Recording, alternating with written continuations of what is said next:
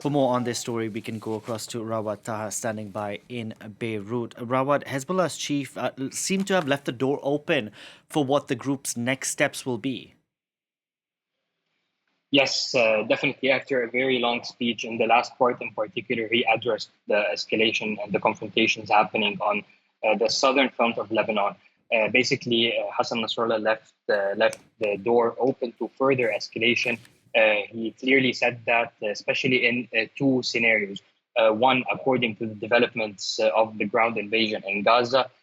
Two, according to the rules of engagement currently set by Hezbollah in the south. So he mentioned that if Israel retaliates again by attacking any civilians in southern Lebanon, then that could possibly lead to an escalation, as well as the developments on the ground, given the ground invasion.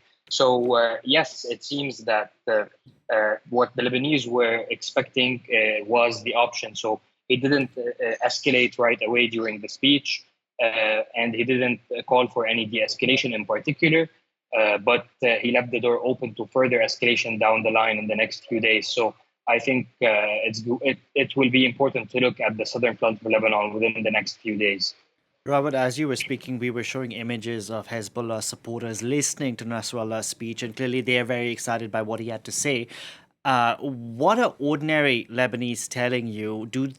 They may support the Palestinian cause and not like what they see in Gaza, but do they want the country dragged into a war?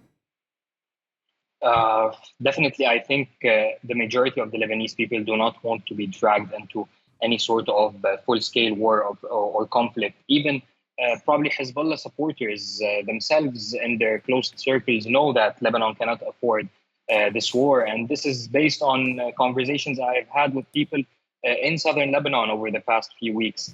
Today, the country is passing in its worst economic crisis. Its relations with the other Arab countries, in particular the Gulf countries, isn't at its best. Its relationships with the international community also isn't at its best. So everyone is worried on the fact that if Lebanon does go to any full-scale war, who would handle the cost of rebuilding the nation and all the lost infrastructures, given the current economic situation and given the current diplomatic situation of the country as well.